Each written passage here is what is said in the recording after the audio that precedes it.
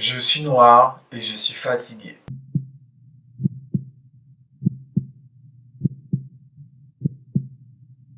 Alors dans cette vidéo, je vais vous parler du mouvement Black Lives Matter. Je vais essayer d'être très concis et très bref dans ce que je dis.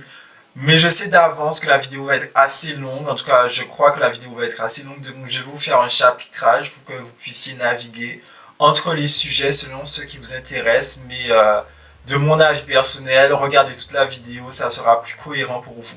Alors premièrement, je vais parler du mouvement en général Black Lives Matter, comment c'est né, comment ça s'est développé. Ensuite, je vais parler de l'activisme et en dernier, je vais parler des petits changements qu'on peut déjà observer. Alors, Black Lives Matter est un mouvement qui est né aux États-Unis en 2013. C'est un mouvement antiraciste, humaniste, qui va dénoncer plus principalement dans un premier temps les violences policières sur les personnes noires. Mais au-delà de ça, c'est un mouvement qui demande en fait la justice et l'égalité pour les personnes noires. On veut être traité au même titre que tout le monde, c'est-à-dire on veut être traité au même titre que les blancs, avoir les mêmes droits, avoir les mêmes avantages. On veut pouvoir sortir dans la rue sans avoir à s'inquiéter est-ce qu'on peut se faire arrêter ou pas parce qu'on est noir. Donc Black Lives Matter, c'est aussi ça, c'est pas juste en fait les violences policières. On demande juste que l'ordre des choses soit rétabli, on demande juste la justice. On demande que les gens qui commettent des crimes soient sanctionnés. On demande l'égalité, d'avoir les mêmes droits que tout le monde. C'est aussi ça. Le mouvement n'a pas été créé en 2020 suite à la mort de George Floyd. Non. Le mouvement a été créé bien avant. La mort de George Floyd a ravivé complètement le mouvement parce que ça a été une véritable prise de conscience, notamment avec la vidéo où on voit les policiers en train de le tuer, littéralement.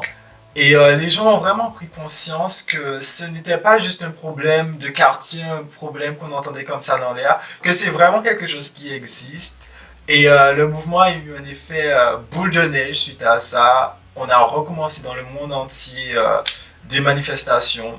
En France, on peut noter quelques figures dominantes du mouvement, comme Assa Traoré par exemple, et la mort de son frère Adama Traoré.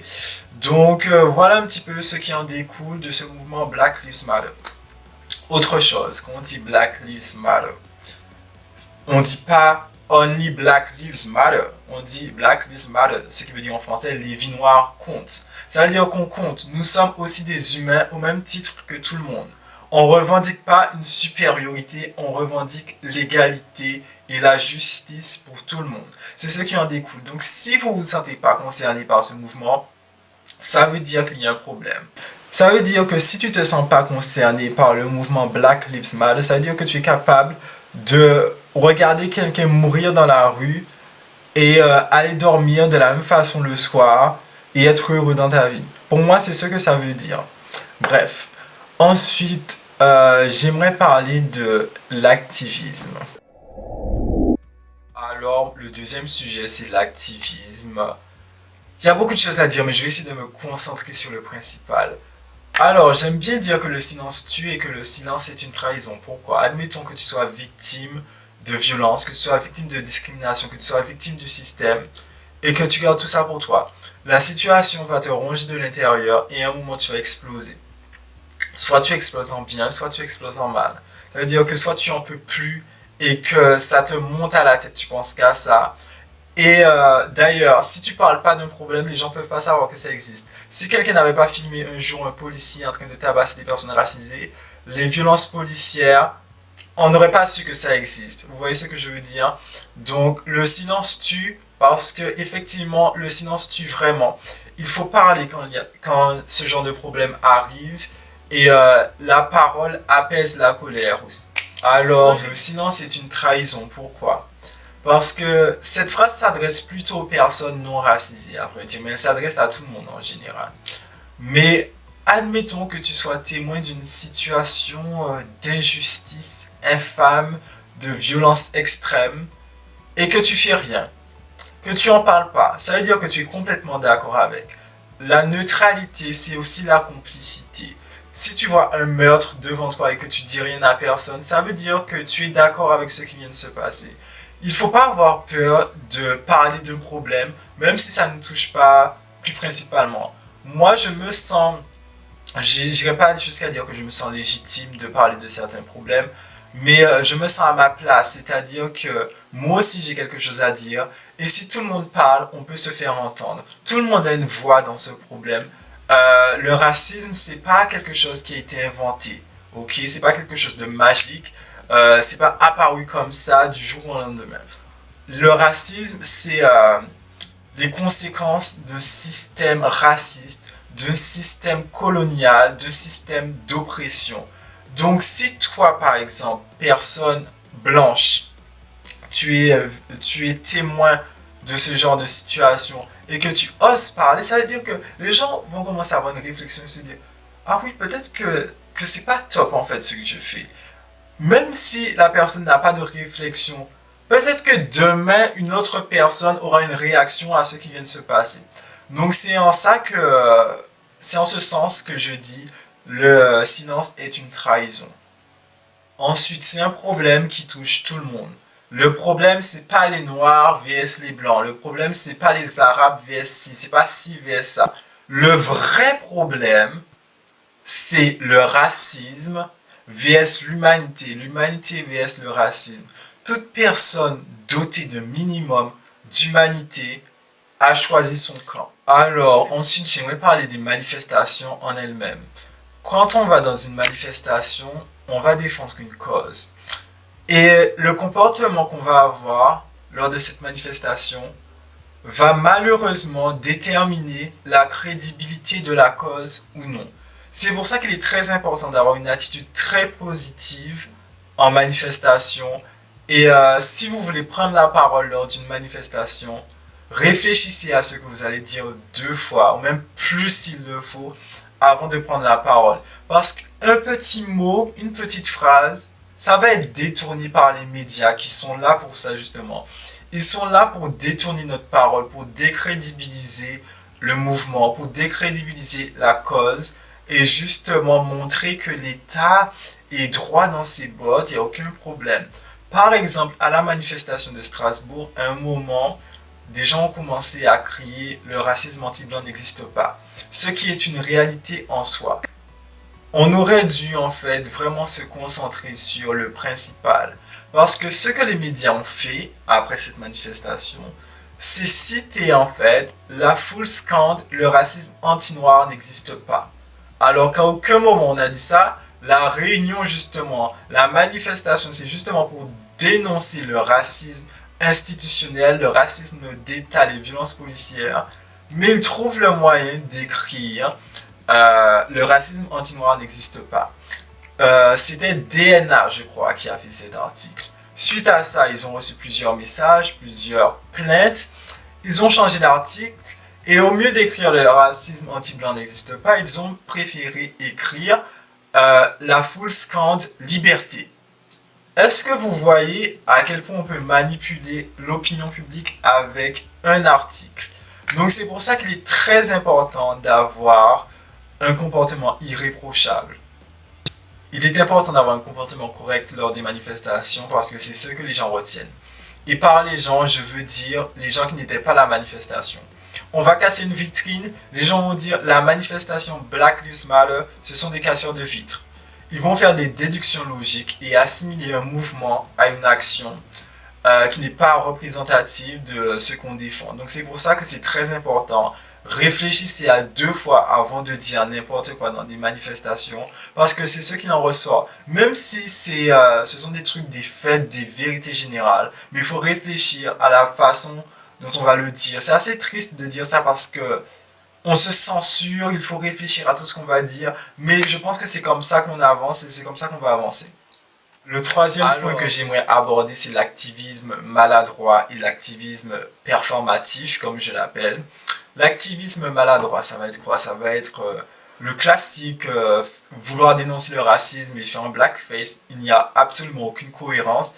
Ça veut dire que tu as strictement rien compris à la cause si tu penses que tu peux faire un blackface pour défendre le racisme. Ça veut dire que toi-même tu sais pas c'est quoi le problème, tu comprends pas le problème. Du coup, tu peux te permettre de te déguiser avec ma couleur de peau. Mais sauf que toi, à la différence de moi, c'est que c'est un déguisement, tu le retires, tu le mets, tu le retires, tu le mets. Mais moi, mon combat, en fait, c'est toute ma vie. Si tu veux m'aider de l'extérieur, aide-moi de ton point de vue. N'essaye pas forcément de te mettre dans ma peau, justement, littéralement. N'essaye pas de te mettre dans ma peau. Essaie de comprendre c'est quoi le problème et qu'est-ce que tu peux faire à ton échelle. Utilisez votre plateforme, même si vous avez un groupe WhatsApp avec 3 amis, c'est déjà une plateforme. Une plateforme, c'est pas forcément quelque chose, avoir 100 000 abonnés, 3 millions. Si tout le monde peut faire quelque chose à son échelle, c'est déjà très bien en termes d'activisme. Et en termes d'activisme, il y a des gens qui préfèrent faire des campagnes sur les réseaux, faire ci, faire ça. Les manifestations, c'est pas la forme suprême d'activisme. On peut faire beaucoup de choses, on peut donner dans les cagnottes, dans ci, dans ça.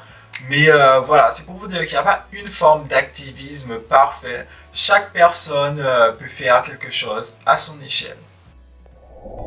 Alors la dernière partie de cette vidéo, c'est les petits changements qu'on peut déjà observer.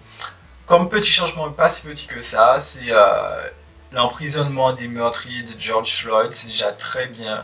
C'est une bataille de gagner, mais pas la guerre. Maintenant, ce qu'on demande, c'est justice pour toutes les autres personnes qui ont été tuées par la police injustement. Ensuite, l'affaire Adama Traoré reprend, donc je pense que ça aussi c'est bien. On croise les doigts pour que tout se passe bien et que le combat, l'enquête, les investigations continuent et que cela nous mène à une justice impartiale en oubliant la couleur de peau. J'aimerais juste que la justice fasse son travail comme il se doit. Un autre changement que j'ai remarqué et qui me touche plus principalement, donc je vais pouvoir en parler librement et avoir justement le point de vue personnel, c'est au niveau des créateurs de contenu noir. Alors il y a eu un petit peu une vague où les gens partageaient des créateurs de contenu, on m'a beaucoup partagé aussi, j'en suis très reconnaissant. Mais je me dis, en fait je trouve ça triste, et un petit peu dégueulasse que le système fonctionne comme ça. On a dû attendre que quelqu'un meure, que les gens s'indignent, qu'il y ait encore ce mouvement Black Lives Matter, qu'on soit en pleine révolte pour que les gens puissent donner aux créateurs noirs un petit peu de crédit pour leur travail. J'ai toujours vu, avant d'être vraiment dans ce milieu, de prétendre à quoi que ce soit, j'ai toujours vu des gens dire oui, on m'a volé mon travail sans même me créditer. Ça m'est arrivé 2 ou 3 fois et je peux vous dire que ça ne fait pas plaisir parce que en tant que petit créateur de contenu, pratiquement personne nous prend au sérieux. Donc c'est assez difficile d'avoir de la visibilité. En plus, si quelqu'un avec une plus grosse communauté te vole un concept, te vole un truc, c'est très dur, franchement. Mais on est là et on lance la plupart des trends make-up d'ailleurs. Ce que je demande, j'aimerais bien aussi qu'on partage un petit peu plus de mecs dans la beauty community, genre dans tout ce qui est make-up et compagnie. Mais bon, ça c'est mon souhait personnel. Mais je remarque qu'il y a du changement. Je pense qu'on peut être quand même content, mais il faut pas se satisfaire que de ça. On travaille dur, on travaille toute l'année. C'est pas pour avoir un petit peu de reconnaissance. Je sais que petit à petit l'oiseau fait son nid, mais je me dis qu'il est temps quand même que les créateurs de contenu noir aient la même reconnaissance que des meufs lambda sur Instagram qui font des cuts crise. Parce que c'est exactement la même chose, c'est le même art, mais c'est pas la même couleur de peau et c'est ça qui fait la différence. Et malheureusement, ça ne donne pas accès à la même visibilité que tout le monde. Voilà, c'est la fin de cette vidéo. J'espère que vous avez compris et que vous allez assimiler toutes les informations et les pratiquer chez vous aussi. Parce que c'est très important. Comme je l'ai dit, le silence tue, le silence est une trahison. Il ne faut pas garder ces informations pour soi. Il faut les diffuser, diffuser le message de paix et d'amour. Ça sonne tellement bisounours, mais c'est la vérité. On demande l'égalité et la justice. Et je pense que tout le monde devrait souhaiter ça à tout le monde en regard de la couleur de peau, l'orientation sexuelle, les choix, l'apparence physique. Tout le monde devrait vouloir le bonheur, le meilleur pour tout le monde. Donc voilà, c'est mon message pour aujourd'hui. Je vous dis, portez-vous bien et n'oubliez pas que Black Lives Matter, les vies noires comptent, pas seulement aujourd'hui, pas seulement hier, demain et après-demain et jusqu'à la fin des temps. Thank you.